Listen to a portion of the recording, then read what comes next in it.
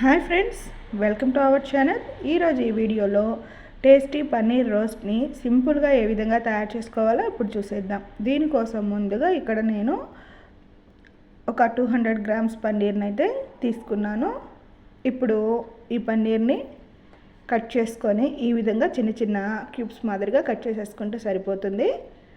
ఇప్పుడు ఒక మిక్సింగ్ బౌల్లో 1 స్పూన్ కారం, టేస్ట్కి తగ్గట్టుగా సాల్ట్, కొంచెం పసుపు,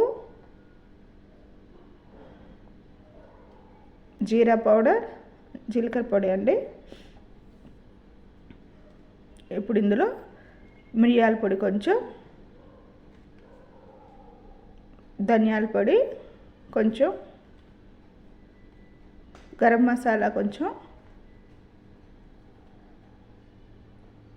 అల్లం వెల్లుల్లి పేస్ట్ ఒక 1/2 స్పూన్,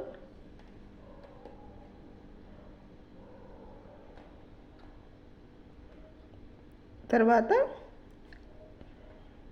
పెరుగుని యాడ్ చేసుకుందామండి. ఒక 1 టేబుల్ స్పూన్ పెరుగుని ఇక్కడ వేసేసుకుంటున్నాను. వీటన్నిటిని కూడా మనం తీసుకునే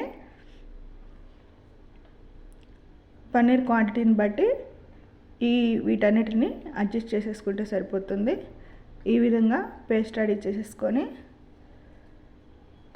మనం ఆల్రెడీ రెడీ చేసి పెట్టుకున్న పన్నీర్ పీసెస్ అన్నిటిని ఇందులో వేసి బాగా మిక్స్ చేసేసుకొని ఒక 10 మినిట్స్ పాటు అలా మ్యారినేట్ చేసి పెట్టుకోవాలి. ఇప్పుడు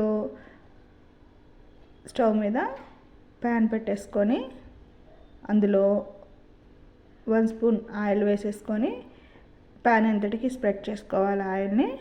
ఇప్పుడు ఆల్రెడీ మనం రెడీ చేసేసుకున్న ఈ పన్నీర్ పీసెస్ అన్నిటినీ ఒక్కొక్కటిగా వేసేసుకుందామండి. మీరు కావాలంటే ఇక్కడ కొంచెం ఆయిల్ వేసుకొని డీప్ ఫ్రై చేసుకోవచ్చు. నేను డీప్ ఫ్రై చేయకుండా జస్ట్ షాలో ఫ్రై చేస్తున్నాను.